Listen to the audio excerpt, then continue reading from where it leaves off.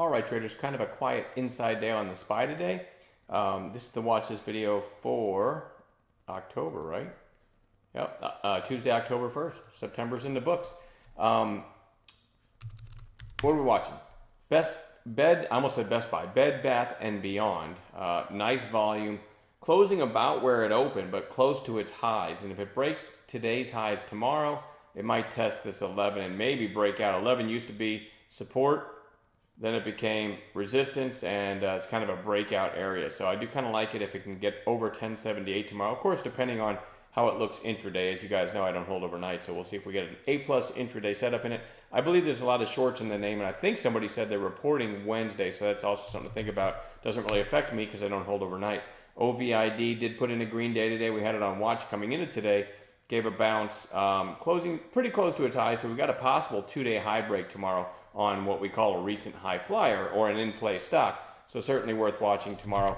MLNT. I was watching this, and it's finally starting to maybe look like it's going to play out, right? Where it topped out around 4. It's kind of flagging and curling up today. I still like it with volume through 4. It could make a run 2 and maybe break through that 200-day. As a trader, there's still some money to be made there. Today's high was 390, so that's also an area to watch. If we get a clean setup with a 390 break tomorrow, then we could look for hopefully some follow through to break through 4 and so on. So we might have a stacked catalyst scenario if we get a proper intraday setup in MLNT.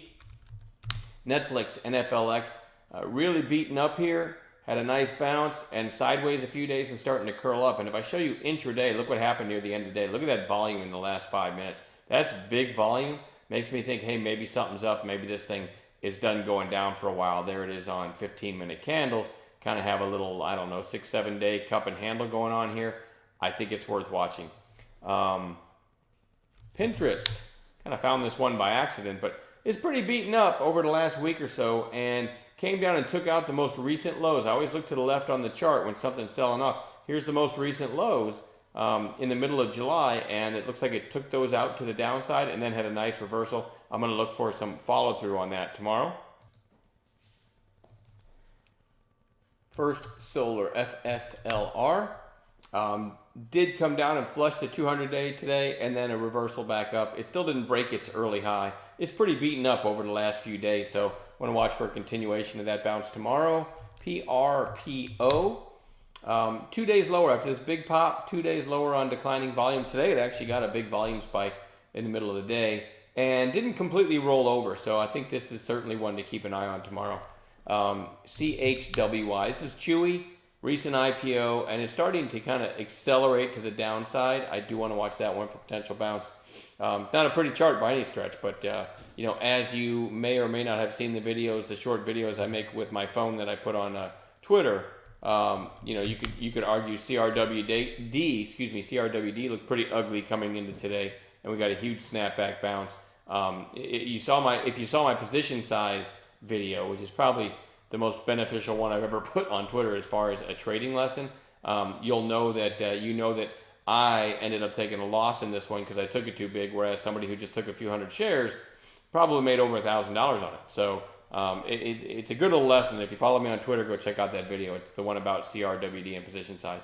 Anyway, real quick, just to show you intraday, I called it long right there and ended up going up, I don't know, $5 from there. Anyway, I botched the heck out of that trade because I took it too big. But and by the way, this wasn't on the list, but I do think it's probably worth watching for a continuation of that big snapback reversal today. But that's an example of, if you take today's candle out of it, of an ugly chart, right? That you'd say, why in God's name does GSP? Why does Mike have this on Bounce Watch? That's why, right? That's why right there. So we could be getting close to the same thing in Chewy, CHWY. All right, that's why that one's on watch. RLGY, look at the intraday here. This thing just tanked at the open and then kind of grinded its way back higher. So that makes me not like it very much. But when you look at the daily again, you kind of have a 2-day high break, possible 2-day high break setting up. And it was a nice pop on Friday. So anyway, not in love with it, but we're going to watch it. RUHN. I'm not sure what to do with this one because it had this huge pop, and then it's just chopping all over the place. It looked like it was rolling over, and now it's right back up near the top of the range. So it's come kind of far to get there, but I still think it's worth watching because he had massive volume back here, And if you take some of the extremes out of it, after this massive volume, you're kind of in a nice sideways consolidation. We get up to this area, maybe 775. That might be enough to get it going and challenge these recent highs. So I do want to watch that one.